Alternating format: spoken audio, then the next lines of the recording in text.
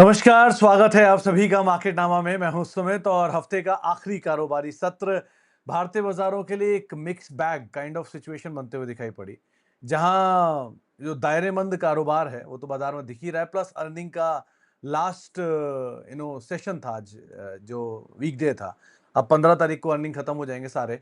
सो ज्यादातर सारे अर्निंग आ चुके हैं, जो बचे कुछ अर्निंग्स हैं वो अर्निंग्स आखिरी में आते हुए दिखाई पड़ेंगे। एक रेंज बाउंड ट्रेड थोड़ा बहुत बिकवाली मिड कैप स्मॉल कैप में, जिसकी वजह से इंडेक्स में प्रेशर था, तो ब्रॉडर मार्केट्स बिकवाली में कामकाज करते हुए दिखाई पड़े। लेकिन अदरवाइज ऐसा तो कोई खास खराब सेशन नहीं था। मोरलेस एक सीमित दायरे के अंदर ही कामकाज करता हुआ दिखाई पड़ा। और एक कह लीजिए स्टॉक स्पेसिफिक स्टोरी अपनी पुरजोर तरीके से मार्केट में भी कामकाज कर रही है। कोई बहुत ज्यादा ना तेजी है ना कोई बहुत ज्यादा मंदी है। आज फार्मा का दिन खराब था, 1% नीचे रहा। मेटल 1% नीचे रहा। मिड कैप सेलेक्ट 1% नीचे रहा। बाकी नई लिस्टिंग थी, लीप की लिस्टिंग हुई 9% नीचे। टेक्नोक्राफ्ट की हुई करीब 46-47% ऊपर, ये बंद होते हुए दिखाई पड़े। तो इस तरह से एक कामकाज मार्केट में हो रहा था। लेकिन प्री इंडिपेंडेंस डे आज सेशन मार्केट में होता हुआ दिखाई पड़ा और ठीक ठाक दिन था। दायरेमंद दायरों बाजार में कामकाज था। लेकिन आज एक बढ़िया आंकड़ा आप लोगों के लिए लेकर आया हूं। सुनना बहुत बढ़िया चीज है वो आंकड़े के तौर पे। सबसे पहले सेंसेक्स करीब करीब flat to negative, Nifty flat to negative, Nifty bank करीब 1/4% गिरावट, मिड कैप इंडेक्स करीब करीब 0.5% नीचे, स्मॉल कैप इंडेक्स करीब करीब 0.5% नीचे, जिसका इंपैक्ट एडवांस डिक्लाइन के फेवर में 1850 शेयर मंदी में और 1112 शेयर तेजी में कामकाज करते हुए दिखाई पड़े। यानी हर एक शेयर की तेजी के सामने ऑलमोस्ट 2 शेयर जो कि मंदी में कामकाज करते हुए दिखाई पड़े। इस तरह से मार्केट ट्रेड कर रहे हैं, एक शेयर की तेजी 2 शेयरों की मंदी, यही कामकाज होता हुआ दिखाई पड़ा। एफआईज ने कल के सत्र में करीब 510 करोड़ रुपए के आसपास की बिकवाली की थी। डीआईज ने कैश मार्केट में 4,353 करोड़ रुपए के आसपास की खरीदारी की थी। साथ ही साथ एफआईज ने फ्यूचर में 208 करोड़ रुपए की बिकवाली की थी। 13,941 करोड़ रुपए की बिकवाली ऑप्शन मार्केट में होते हुए दिखाई पड़ी है। तो ये कल के सत्र का हाल था एफआईडीआई का। आज का आंकड़ा कुछ ही देर में आता हुआ दिखाई पड़ेगा, तो वहां पर बात कर लेंगे किस तरह का सेशन देखने को मिला। आज चलने वालों में एलजी 10% ऊपर रहा। जी एंटरटेनमेंट एक सेबी का नोटिस दोबारा आया और उसके बाद 6% ऊपर। एलगी इक्विपमेंट करीब करीब 6% ऊपर ये रहा। सीईएम प्रोजेक्ट करीब 5% के अपर सर्किट पे लगा और होनासा रफली 5% के आसपास की तेजी इन दोनों में देखने को मिली। तो ये 5 टॉप गेनर के तौर पर आज रहे। टॉप लूजर में नाल्को 6% नीचे, सम्मान कैपिटल 6% नीचे, ओलेक्ट्रा ग्रीन टेक 5-5.5% नीचे, नेटको फार्मा 5% नीचे और सीपी प्लस करीब करीब 5% के आसपास की बिकवाली यहां पर आते हुए दिखाई पड़ी। साथ ही साथ भारतीय एयरटेल 3% ऊपर रहा। एलजी 10% ऊपर रहा। HDFC bank flat to positive, Reliance flat to negative और वेल्सपन इन्वेस्टमेंट करीब करीब 2.5% के आसपास की बढ़त यहां पर भी आते हुए दिखाई पड़ी। ये आज के मोस्ट एक्टिव शेयर थे। आज साल का हाई बनाने वालों में होनासा, वेल्सपन लिविंग करीब 2.5% ऊपर, एचईजी 2% के आसपास की बढ़त यहां पर आते हुए दिखाई पड़ी। अजंता फार्मा 1.5% ऊपर रहा और मिंडा कॉप करीब करीब 1-1.25% के आसपास की बढ़त यहां पर आते हुए दिखाई पड़ी। साथ ही साथ केईसी इंटरनेशनल 1% नीचे रहा, यूपीएल 1% नीचे रहा और आईआरबी फ्लैट टू पॉजिटिव रहा। ये आज के टॉप 3 लूजर या साल के नए निचले स्तर बनाने वाले शेयर रहे। साथ ही साथ आज वॉल्यूम बाजार में वेल्सपन इन्वेस्टमेंट रहा, एलजी रहा, होनासा रहा 5% की तेजी में, एलगी इक्विपमेंट रहा 6% ऊपर और फर्स्ट क्राई करीब करीब 4% की बिकवाली ये वॉल्यूम बदल के तौर पे कामकाज करते हुए दिखाई पड़े। आज स्मॉल कैप सीरीज के बेस्ट परफॉर्मिंग स्टॉक में व्हील्स इंडिया और नहीं, पहले मार्क्सन्स फार्मा 10% ऊपर, ये धीरे धीरे नए हाई की तरफ जा रहा है। साथ ही साथ व्हील्स इंडिया, बात हो भी रही थी कल इसके बारे में, 1450 रुपए पहुंच गया, 6% की तेजी। सीईएम प्रोजेक्ट अपर सर्किट लगता हुआ दिखाई पड़ा, वैसे भी काफी ज्यादा टूटा हुआ शेयर था, सो ठीक है, थोड़ा पुल बैक आता हुआ दिखाई पड़ा। एलीट ब्लेंडर 5% नीचे, नंबर्स का इंपैक्ट। बीएमडब्ल्यू इंडस्ट्रीज 5% नीचे और टाइम टेक्नोप्लास्ट करीब करीब 5.5% नीचे कामकाज करते हुए दिखाई पड़े। एलीट में नंबर नहीं है, अदरवाइज यहाँ बिकवाली थी। तो ये 3 नाम जो कि top loser small cap series के आज बनते हुए दिखाई पड़े। ये एक इंटरेस्टिंग आंकड़ा है, जरा इसको गौर से देखिएगा, इसलिए इसको मैं फुल फ्रेम में रख के चलता हूं। दरअसल ये एंकर इन्वेस्टर जो आईपीओ में भरते हैं, जो लोग पैसा लगाते हैं आईपीओ में, उनके लिए है कि किस तरह से, ये एक सेबी का रिपोर्ट आया, थोड़ी देर पहले ये सेबी का रिपोर्ट आया है। उन्होंने पैटर्न निकाला है कि कैसे कैसे एग्जिट एंकर इन्वेस्टर्स या अलग अलग कैटेगरी के लोग करते हैं। एआईएफ एक कैटेगरी होती है, बॉडी कॉर्पोरेट्स यानी वो कॉर्पोरेट्स जो कि पैसा डालते हैं आईपीओ में, एफपीआईज, म्यूचुअल फंड्स और अदर क्यूआईबी, ये 5 कैटेगरी जो एचएनआई और रिटेल के अलावा होती है, जिनको आईपीओ अलॉट होता है। ये कैसे एग्जिट करते हैं आईपीओ में से। तो 3 तरह के आपको कलर दिख रहे होंगे, पहला है काला कलर, दूसरा है थोड़ा गुलाबी, तीसरा है हल्का येलो। तो काला कलर है कि पहले 30 दिन के अंदर एग्जिट करने वाले सबसे ज्यादा एग्जिट कौन करते हैं। आईपीओ के 3 लॉक इन खुलते हैं, पहला 30 डे, दूसरा 60 डे, तीसरा 90 डे। मतलब पहला एग्जिट 30 दिन, दूसरा एग्जिट 60 दिन, तीसरा एग्जिट 90 डे। तो लॉक इन खुलते जाते हैं और सबसे ज्यादा कौन कब बेचता है वो आपके सामने है। ये सेबी ने खुद जारी किया हुआ आंकड़ा है, तो आप इसे भरोसा कर सकते हैं। सबसे पहले एआईएफ पहले एग्जिट में थोड़ा बहुत माल बेचता है, दूसरे एग्जिट में थोड़ा और ज्यादा माल बेचता है, और सेकंड एग्जिट जो 90 डे एग्जिट मिलता है उस पर सबसे ज्यादा माल बेचता है। बॉडी कॉर्पोरेट्स यानी कॉर्पोरेट जो होते हैं वो बहुत छोटी क्वांटिटी बेचते हैं फर्स्ट एग्जिट में, सेकंड एग्जिट में वो थोड़ा बहुत माल बेचते हैं, एंड थर्ड एग्जिट में वो भी पूरी तरह से एग्जिट करते हुए दिखाई पड़ते हैं, यानी बड़ा एग्जिट वहां पे करते हैं। सबसे भारी बिकवाली करते हैं एफपीआई पहले एग्जिट में इतना माल नहीं बेचेंगे, दूसरे में भी थोड़ा बहुत माल बेचेंगे, लेकिन तीसरे में मासिव माल बिकता हुआ दिखाई पड़ता है आईपीओस के अंदर एफपीआई का 90 डे में। सो आमतौर पे जो आपको बताता हूँ ना, लॉक इन खुलने वाला है 60 डे, 30 डे, 90 डे, वो लॉक इन का ध्यान रखिएगा। म्यूचुअल फंड्स जो एंकर इन्वेस्टर में ज्यादातर आते हैं या बाकी आते हैं, इनको फर्स्ट एग्जिट में ये माल बेचते हैं थोड़ा बहुत, सेकंड एग्जिट में माल बेचते हैं उससे ज्यादा, एंड थर्ड में हेविली सेल ऑफ इनकी भी तरफ से भी आता है। और क्यूआईबीज भी ये फर्स्ट एग्जिट में थोड़ा, सेकंड में और ज्यादा, और थर्ड में काफी ज्यादा। सो एक चीज कॉमन है कि सारी एसेट क्लास पहली में सबसे कम, दूसरी में थोड़ा और ज्यादा, तीसरी में सबसे ज्यादा माल बेचते हैं, ये कॉमन है अक्रॉस ऑल कैटेगरीज। सो और सबकी एग्जिट हेविली होती है नए आईपीओ में 30 दिन के अंदर, यानी कि ये लोग परफॉर्म करने का समय देते हैं उसको 1.5 महीने का, 1.5 या 3 महीने का। 3 महीने के अंदर ये क्लियर हो जाता है कि ये आगे परफॉर्म करेगा कि नहीं करेगा, और उसके बाद वो लोग मेजरली एग्जिट करते हुए दिखाई पड़ते हैं।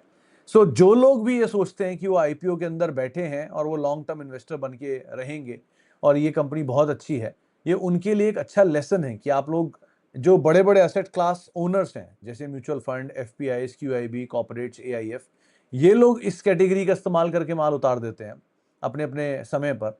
तो आप लोग ऐसा क्यों करते हो कि लॉन्ग टर्म के लिए मैं शेयर में लेकर बैठूंगा?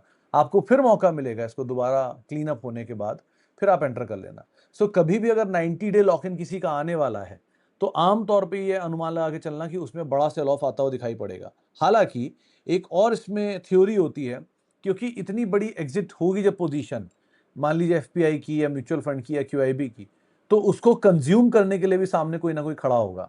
तो अक्सर 90 डे एग्जिट के अराउंड, यानी 3 महीने के एग्जिट के अराउंड, आपको शायद प्रमोटर एक्टिव होते हुए दिखाई पड़े किसी कंपनी में। तो अगर मान लीजिए कोई कंपनी का आईपीओ आता है और 90 डे पूरे होने के बाद, यानी 3 महीने बाद प्रमोटर बाय कर रहा है, तो ये चीज ध्यान रखिएगा कि हो सकता है किसी बड़े म्यूचुअल फंड, क्यूआईबी और एफपीआई का माल बिक रहा हो, जिसको कंज्यूम करने के लिए प्रमोटर सामने आया है।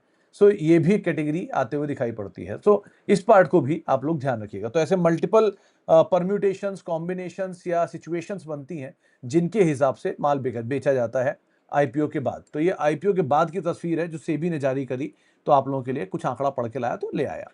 बाकी ये अर्निंग्स, हमारा अर्निंग्स को लेकर सेशन जो है वो शुरू होगा 21 से 23 के बीच में, 6:30 बजे इसके क्लासेस होंगे। अर्निंग्स जो अब तक में सबसे अच्छे अर्निंग आए हैं, या कंसिस्टेंट अच्छे अर्निंग आ रहे हैं, या कंसिस्टेंट खराब अर्निंग आ रहे हैं, या टर्न अराउंड अच्छे से बुरा या बुरे से अच्छा, उन पे बातचीत होगी इन क्लासेस में। इनके रजिस्ट्रेशन चालू है, लिंक आपको शो के नीचे दिख जाएगा। बाकी ये डिस्क्लेमर जिसके ऊपर हम आगे पहले ही बातचीत करते रहे हैं और आगे बातचीत करते रहे किस तरह की सिचुएशन रही। तो आज ये दिन भर का लेखा जोखा, कुछ आंकड़े और एक अच्छी स्टडी सेबी की तरफ से जो आई थी वो आपके साथ शेयर की है, और उसके हिसाब से आप यहाँ पे कॉल ले सकते हो। चलो जी, अब सवाल जवाब का सिलसिला शुरू करते हैं और बातचीत कर लेते हैं कुछ सवालों को लेकर। हालांकि आज सुबह आप लोगों से मुलाकात नहीं हो पाई, कुछ निजी कारण थे, लेकिन अब सवाल जवाब का सिलसिला शुरू करते हैं और बातचीत कर लेते हैं कुछ सवालों को लेकर। सबसे पहला सवाल जो मेरे पास आया है, sir, nowadays many YouTuber are making videos against SIP and shifting attention towards property market. Is SIP will really work in further? Please, as a friend, need your honest guidance on this. Sandeep साहब, चलो, मैं लखनऊ में हूँ, ठीक है, और लखनऊ में पिछले 3 दिन में अब तक 6 से ज़्यादा लोग या 8 से ज़्यादा लोगों से मिल चुका हूँ मैं। अलग अलग लोग आ रहे हैं, अलग अलग तरीके के जो हमारे मित्र हैं, दर्शक हैं, वो आते हैं मिलने। सो जो 2-3 लोग मुझे उनमें से याद हैं, आज भी एक हमारे मित्र थे, उनसे मुलाकात हुई। सो उनके भी पोर्टफोलियो में म्यूचुअल फंड था, और जो पहले दिन मिलने आए थे उनके पोर्टफोलियो में उनकी एक इनकम बहुत ही लोअर ब्रैकेट साइड पे आप मान के चलो, लेकिन उनकी उस लोअर ब्रैकेट इनकम के बावजूद भी उन्होंने over a period of time 2018 से लेके अब तक एक अच्छा कॉर्पस म्यूचुअल फंड में जोड़ लिया। अच्छा कॉर्पस उनके हिसाब से, हम आपके हिसाब से अलग अलग अच्छा होगा, लेकिन उनके हिसाब से एक अच्छा कॉर्पस उन्होंने जोड़ लिया। वो अच्छा कॉर्पस उन्होंने 2018 से कंटिन्यूअसली अपनी एसआईपी प्लस स्टेपअप के साथ जोड़ा। एसआईपी प्लस स्टेपअप मतलब होता है आप हर महीने 1,000 रुपए की एसआईपी कर रहे हो, हर साल या एक पीरियोडिक इंटरवल के बाद आपने अपनी एसआईपी को बढ़ा लिया 10% से 20% से, वो स्टेपअप हो गया। और हर फॉल में भी वो अपनी एसआईपी में बड़ा बल्क डाल रहे थे। करते करते करते करते उनका 19% के आसपास का एक सीएजीआर था। एक्सआईआरआर शायद 17% के आसपास था, 2-3 फंड में उन्होंने जो दिखाया था मुझे। और उनका पोर्टफोलियो भी एक रीजनेबल सम उनकी इनकम के हिसाब से बन गया। एग्जाम्पल के तौर पर किसी की इनकम अगर 15,000 थी तो उन्होंने शायद 8 से 10 लाख का कॉर्पस इकट्ठा कर लिया over a period of time. कैसे वो जाने, लेकिन उन्होंने किया ऐसा काम। सो मैं ये नहीं कहूंगा कि ये बहुत अच्छा इन्वेस्टमेंट हुआ या ये बहुत खराब इन्वेस्टमेंट हुआ।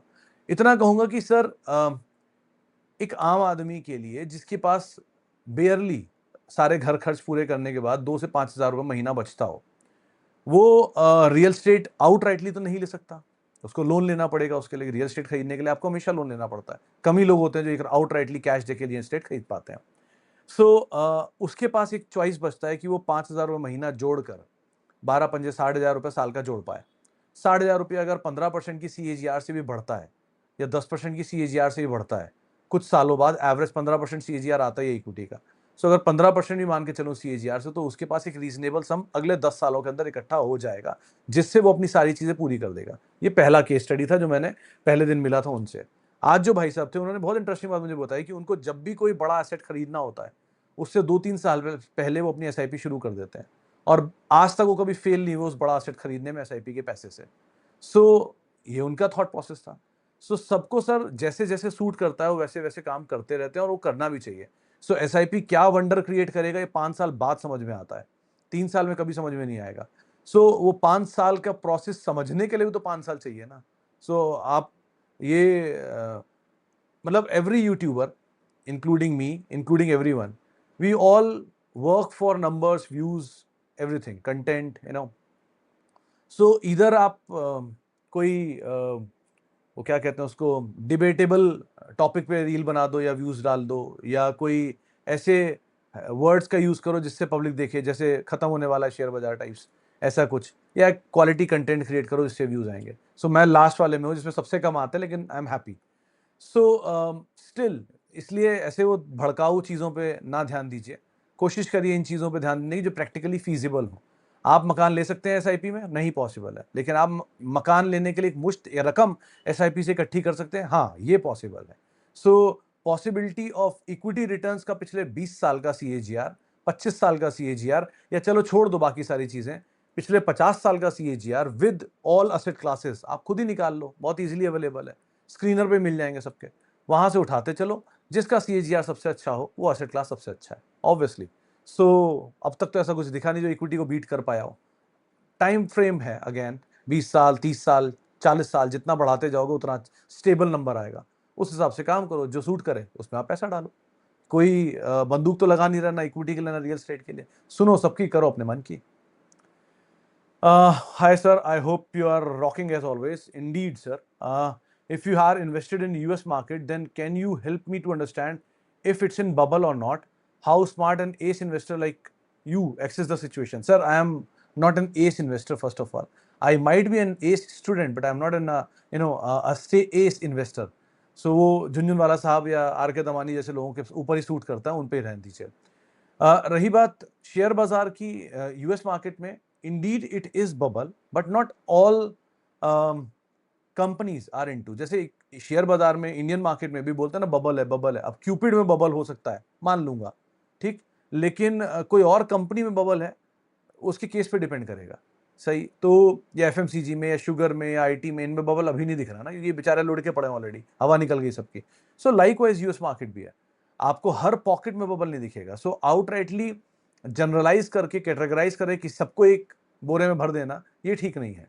सो आप क्या पिक एंड चूज कर रहे हो उस पर डिपेंड करता है। जैसे एआई की स्टोरी थी, एक समय तक बहुत चली, वो आगे चलेगी कि नहीं उनके नंबर्स पे डिपेंड करता है। कुछ कंपनियां उसमें अच्छा कर रही हैं, कुछ कंपनियां चिप मैन्युफैक्चरर जो है वो बहुत ज़्यादा भाग चुकी हैं, वो हल्की हो गई। अब जैसे वो 1700 2000 $2500 छू कर आया था, वापस $1100 आ गया। वहाँ ठीक है सिचुएशन। लाइकवाइज है कि आपको पिक एंड चूज करना पड़ेगा। बबल यूएस मार्केट में अगर आप बाहर से देखोगे तो दिखेगा, आप केस टू केस बेसिस पे देखोगे तो शायद नहीं दिखेगा। कोस्पी के मार्केट में था, हाँ है, वहां था। बहुत हद तक आपको पिक एंड चूज करना है और उसके हिसाब से कॉल लेना है। एक साथ सबको आप बबल की कैटेगरी में मत डाल देना, ये ठीक नहीं होगा। सर गुड इवनिंग आर्य साहब, क्वेश्चन ले लो। हाँ जी बोलो। हाईटेक पाइप एंटर्ड एट 77, ठीक है। नवकार इन 88 for 2 to 3 year horizon. Sir Navkar तो आप बने रह सकते हो कुमार साहब, लेकिन हाईटेक पाइप में आपको कोई भी तेजी मिले, जो पीछे मिली भी होगी, उसका इस्तेमाल करके थोड़ा थोड़ा कैपिटल फ्री करते रहना। नवकार को आप चाहें तो पड़ा रहने दो, कोई दिक्कत नहीं है, दोबारा आपके दाम के आसपास आ जाए फर्दर ऐड भी कर सकते हो।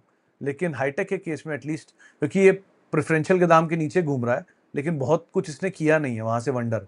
हाईटेक के नवकार हर बारी नंबर भी अच्छे दे रहा है, उसके साथ चल भी रहा है। आप जो वो है ना, चमत्कार को सत्कार हो रहा है। अगर नवकार बढ़िया कर रहा है तो आप उसके साथ बने रहोगे, हाईटेक नहीं कर पा रहा तो आप उसको रिव्यू में रखोगे, बेचोगे नहीं बट रिव्यू में रखना। कहीं भी तेजी मिले कैपिटल फ्री करो, फ्री के शेयरों को होल्ड करो, कोई दिक्कत नहीं है। सर मेरे उगर में 46 की थी, अभी आया, क्या निकलूं या होल्ड करूं? और जिन कुशल इंडस्ट्रीज, सर जिन कुशल के केस में अक्षय साहब नया आईपीओ है, नथिंग मच टू से। सीधा जवाब, कोई भी नया आईपीओ पहले एक हफ्ते के अंदर निकलो, वरना आप इन्वेस्टर हो, मजा लो। अब हर तरह की चीजों का मजा लो। अब जो प्रमोटर आपको दिखा रहा है सबका मजा लो, ठीक, लेकिन जो होना था वो एक हफ्ते में हो चुका। कोई भी कंपनी पहले लिस्टिंग के दिन, always treat your IPO allotment as lottery. ये बात याद रखना, IPO allotment is completely share luck, and when luck prevails it's all lottery. आप लक का मतलब क्या, लॉटरी है ना, आप मटका खेल लो या आप हॉर्स रेस खेल लो, इट्स ऑल सेम। आपको आईपीओ अलॉट हुआ, शेयर प्रीमियम पे लिस्ट हुआ, आपकी जैकपॉट लग गई, आप निकल गए। यही है इसमें, और कुछ नहीं है। आपने ग्रे मार्केट प्रीमियम देख के लगा दिया, ग्रे मार्केट प्रीमियम रातों रात बदल भी जाता है। आपकी किस्मत थी, आपको मिल गया, आप चल गया, ठीक है। अब आप उसको अगर ये सोच के बैठे रहो कि नहीं जी मैं बैठा रहूंगा, ये बहुत अच्छी कंपनी है, ये लॉन्ग टर्म रहेगी, तो सर हर चीज जिस दिन सर्व की जाती है ना, उसके सिर्फ फायदे ही गिनाए जाते हैं, उसके नुकसान नहीं गिनाए जाते हैं। जब सर्व हो जाती है ना, उसके बाद उसके नुकसान समझ में आते हैं।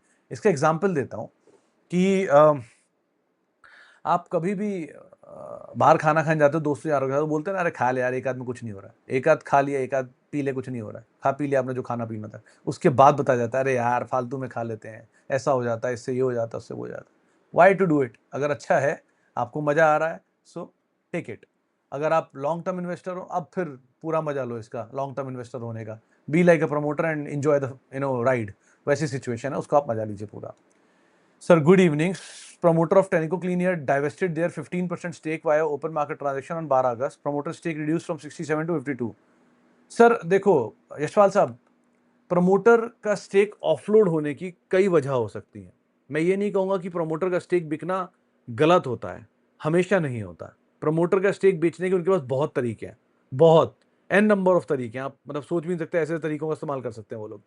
लेकिन अगर प्रमोटर ने माल बेचा है, प्रमोटर एंटिटी कौन है, वो यहां से निकलकर इन्वेस्टमेंट कर रही है, कुछ और जगह पे इन्वेस्ट कर रही है, that's a different thing. Promoter बेचे जा रहा है, स्टेक बेचे जा रहा है, बेचे जा रहा है, एमटार है, बेचे जा रहा है, बेचे जा रहा है, बेचे जा रहा है, और शेयर भागे जा रहा है, शेयर भागे जा रहा है, और हर तेजी में बेचे जा रहा है। It's a sign which should at least to look for. ऐसा नहीं कि उसको आप पूरी तरह से वही मेन साइन हो गया, लेकिन उसको भी आप ध्यान रखोगे। और कई बार राइट्स पे राइट्स, इतना मासिव इक्विटी डाइल्यूशन ठीक नहीं, क्यूआईपी ठीक नहीं। बहुत कुछ होता है, उसके हिसाब से आप कॉल लो। टेनिको अभी तो नया आईपीओ है, नए आईपीओ के हिसाब से it's too early to say anything कि ये कंपनी में इक्विटी डाइल्यूशन सही है कि गलत है।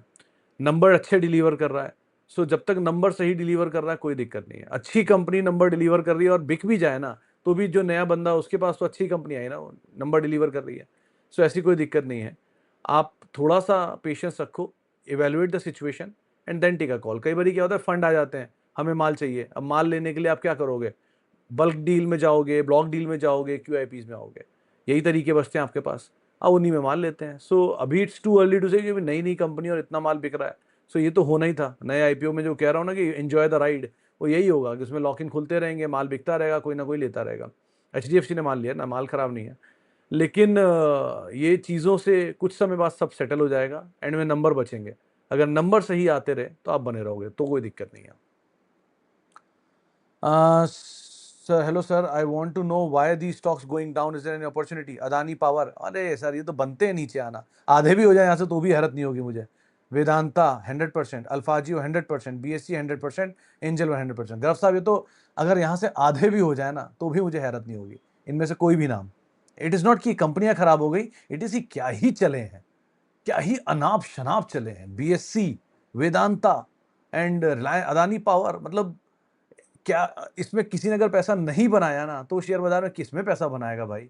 इनसे ज्यादा चलने वाले शेयर इस ग्रुप के तो कोई नहीं है। अदानी का best performing Adani power, Vedanta का तो वेदांता चल ही रहा है, फिर डीमर्जर भी दे दिया, एंड बीएससी तो रुका ही नहीं जब से लिस्ट हुआ तब से आज तक।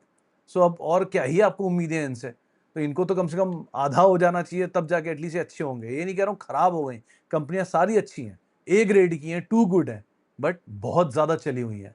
सो इनको नीचे आना एटलीस्ट बनता है। अगर अच्छा लॉन्ग टर्म में परफॉर्म करना है तो थोड़ा नीचे आना तो बनता है, नहीं आएगा तो ज्यादा नुकसानदेह इनके लिए।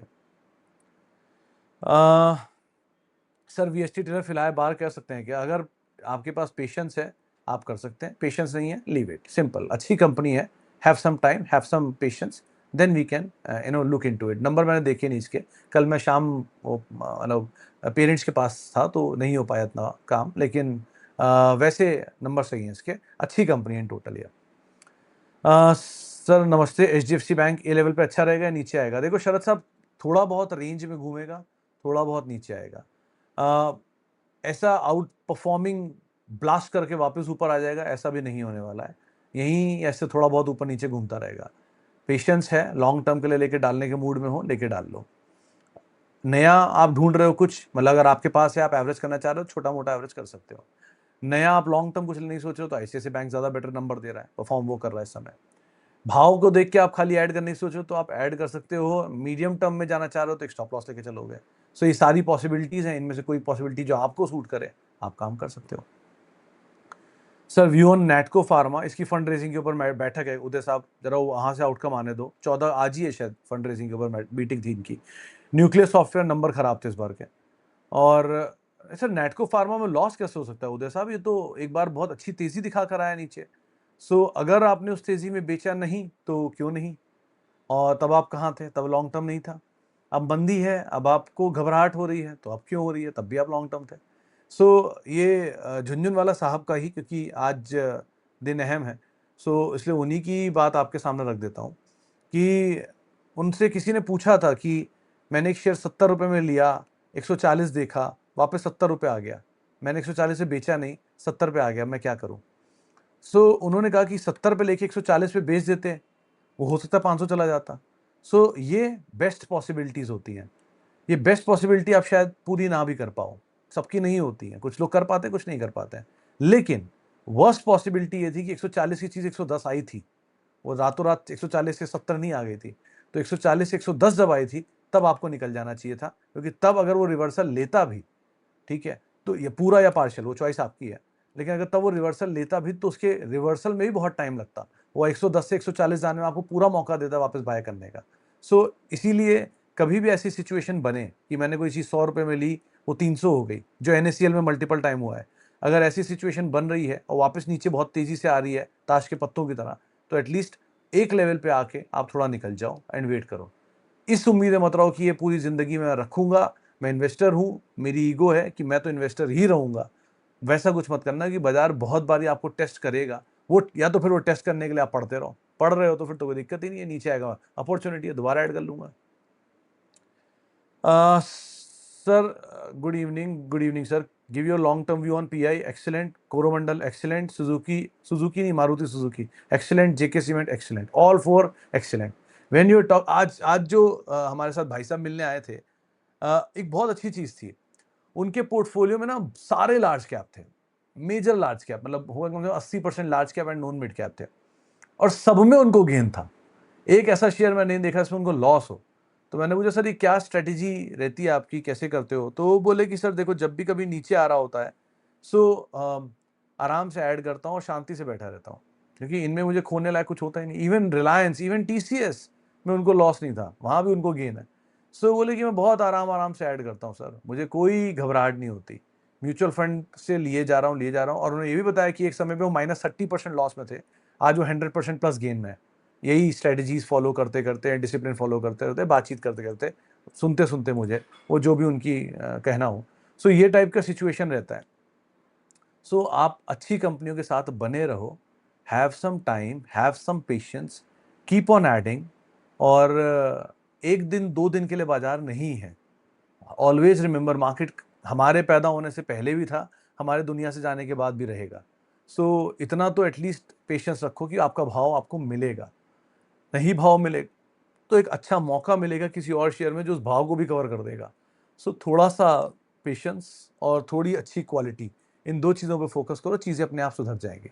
और और जो ये you know short term blips होते हैं मार्केट के, जो बीच-बीच में आपको प्रलोभित करते हैं, इन प्रलोभन से दूर बचो। जैसे ये क्यूपिड है या ये ऐसे टाइप की कंपनियाँ जो लग रहा है इससे अच्छा क्या ही होगा, उस हिसाब से ठीक लग रहा है। हेलो सर, केपी ग्रुप में कोई प्रॉब्लम है क्या? सब कंपनीज नीचे आ रही हैं, नंबर खराब है पहली चीज़ तो इमरान साहब। 2-3 चीज़ें इस बार के नंबर और की टेकअवेज़ में देखा है हमने, जिसकी वजह से शायद बाज़ार स्केप्टिकल हो रहा है इनको लेके। कुछ अच्छा, कुछ बुरा आपके सामने रख देता हूँ, फैसला आप लोग ऑब्वियसली खुद ही लोगे। तो अच्छी चीज़ कि पहले तो बुरी चीज़ है, कंपनी के नंबर खराब आए हैं एक। अब जाके लोगों ने वो रिलेटेड पार्टी ट्रांज़ैक्शंस जो बहुत समय से केपी ग्रीन में हो रहा था, उसके ऊपर सवाल उठाने शुरू किए हैं। ये बहुत साल से हो रहा है, ऐसा नहीं पहली बार हो रहा है। रिलेटेड पार्टी ट्रांज़ैक्शन होता है कि आपके ट्रांज़ैक्शन प्रमोटर के बीच में हो रहा है। हालाँकि प्रमोटर ने इसे क्लेरिफ़ाई भी किया है कि मतलब क्या होता है कि केपी ग्रीन 2% रॉयल्टी देता है फारूक भाई को, वो रॉयल्टी देता है अपनी सेल्स का। तो उसपे फारूक भाई ने भी क्लेरिफिकेशन दिया हुआ है क्योंकि उनको अपनी पॉकेट से केपी ग्रीन के प्रमोशन के लिए टीम को, जो आईपीएल की टीम में उनका पैसा लगा हुआ है, वो देना पड़ता है। सो उस पैसे को वो किसी जगह पे नहीं डाल पाते हैं, तो उन्होंने रॉयल्टी के थ्रू उसको दिखा रखा है। ये उन्होंने अपनी कॉन कॉल में खुद बोला है। सो इस तरह की कई चीज़ें एनालिस्ट ने उठाई जिसके जवाब उन्होंने दिए। नंबर्स ढीले आए इस बार के, मतलब कुछ अनुमानित भी थे और कुछ खराब भी आए। तो ये सब चीज़ें खराब है। अच्छा क्या है? अच्छा है कंपनी के सीएफओ में बदलाव आया है। पहले जो कंपनी के पुराने सीएफओ थे वो अब चले गए, नए सीएफओ आए हैं जो कि एक 20-22 साल के एक्सपीरियंस सीएफओ हैं पुराने इंडस्ट्री के। प्लस कंपनी में वाइस चेयरमैन आए हैं जो पहले नहीं थे। पहले फारूक भाई के नीचे सीईओ से सीधे-सीधे, अब नए चेयरमैन आए, को-चेयरमैन आए हैं। सो स्ट्रक्चर थोड़ा लीन हो रहा है, थोड़ा बेटर, थोड़ा प्रोफेशनल हो रहा है। हो सकता है गोइंग फॉरवर्ड यहाँ पे नए ऑडिटर भी आते हुए दिखाई पड़ें, तो शायद थोड़ी और ट्रांसपेरेंसी आएगी जिससे गवर्नमेंट का एक मतलब कंपनीज का और फंड्स का भरोसा आएगा। कल ये लोग कई फंड्स से मिलने भी गए थे जिसमें एमके की कॉन्फ्रेंस में मौजूद भी थे। तो ऐसे बहुत सारी चीज़ें होती रहती हैं जो कर रही है कंपनी। अब अभी लेकिन हाँ, भाव नीचे हैं तो कोई रिलेवेंस आपको समझ में नहीं आएगी इस चीज़ की। लेकिन जस्ट भाव को मत देखिए, क्या अच्छा क्या बुरा सब हो रहा है वो देखते रहिए और उसके हिसाब से फैसला लीजिए कि लेना है आगे कि नहीं लेना है। लेकिन आउटराइटली सिर्फ भाव देख के फैसला लेना ठीक नहीं रहेगा, तो वो पार्ट को भी ध्यान रखिएगा।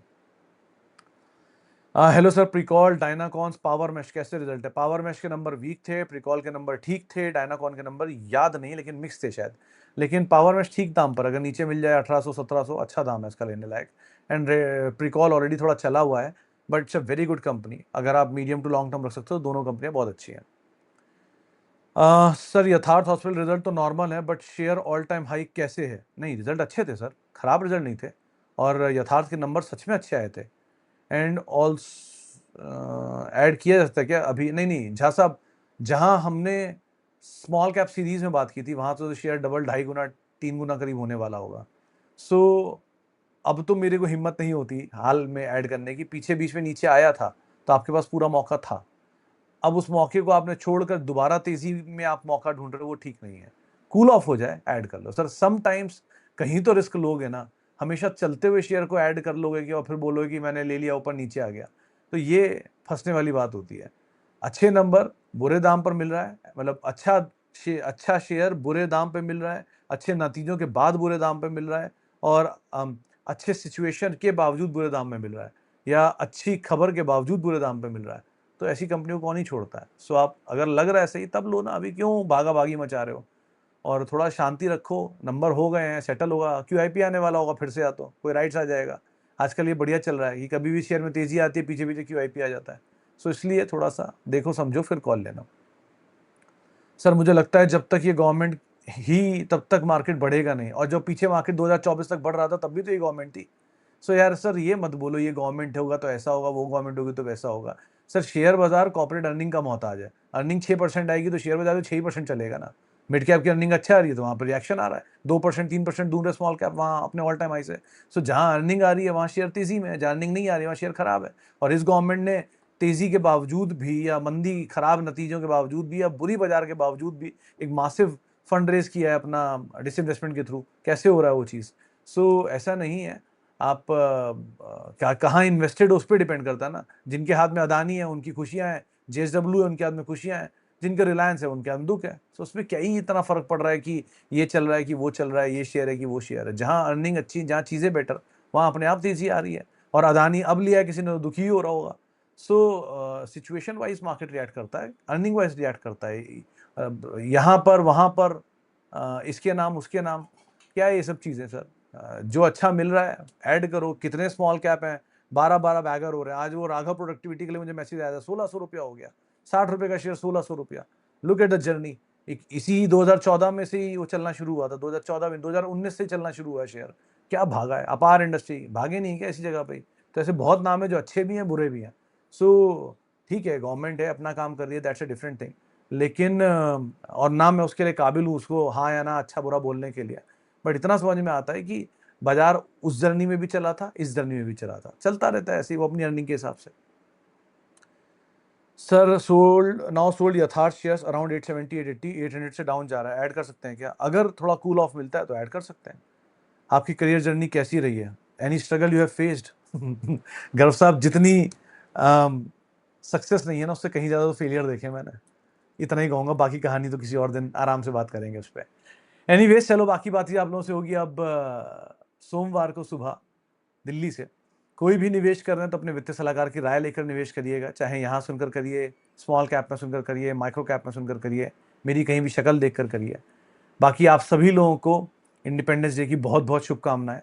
एक बढ़िया से दिन मनाइए, छुट्टी का दिन है, एंजॉय करिए वीकेंड पे। बाकी मिलते हैं सोमवार को, फिलहाल के लिए इतना ही। नमस्कार।